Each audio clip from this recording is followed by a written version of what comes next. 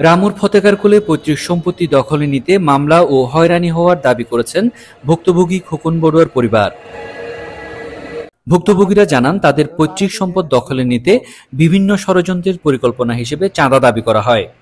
পরে 24 জুন মঙ্গলবার সকালে দোকানে তালা দিয়ে হাতাহাতির ঘটনা ঘটায়।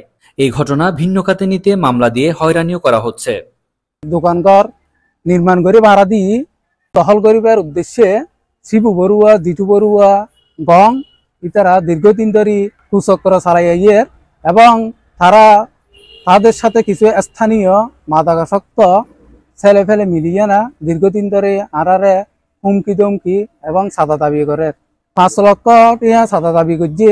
আরা এই সাদা ইবে দিবার মতো সামর্থ্য না তাইবার কারণে ওই ভাড়াটিরে জোরপূর্বক বাইর করে দিয়ে না দোয়ান থালা মারি দেয়। তখন আরা খবর পাইয়ে না ঘটনাস্থলত আসি সন্ত্রাসী লইয়া না আরার উপর অতর্কিত হামলা চলাই আরে মারিয়ে না খুব আহত করে আঘাতপ্রাপ্ত হই এবং হাসপাতালত চিকিৎসা লই। সামাজিকভাবে মান সম্মান পূর্ণ করিবার উদ্দেশ্যে অপপ্রচার চালার এই মিথ্যা তথ্য উপস্থাপন করিয়ে না ভুল বিভ্রান্তি ছড়ার।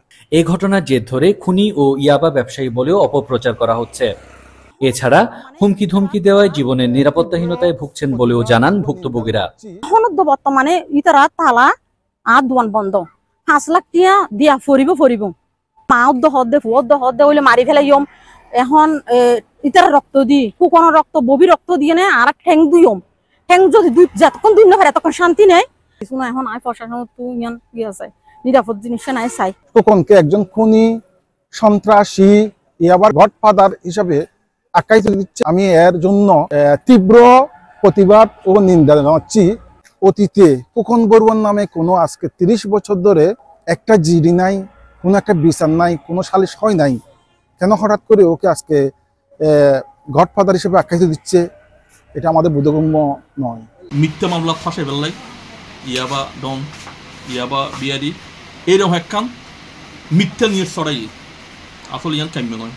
এই বিষয়ে অভিযুক্তদের মধ্যে রুবেল বড়ুয়ার সঙ্গে একাধিকবার মুঠোফোনে যোগাযোগের চেষ্টা করেও বক্তব্য নেওয়া সম্ভব হয়নি। News desk, TTN, Cox's Bazar.